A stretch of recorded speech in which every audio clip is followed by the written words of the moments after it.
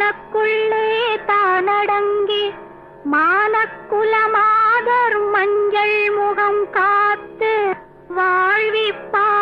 என்று மலர்த்தாள் கரம் பற்றி நானும் தொழுதே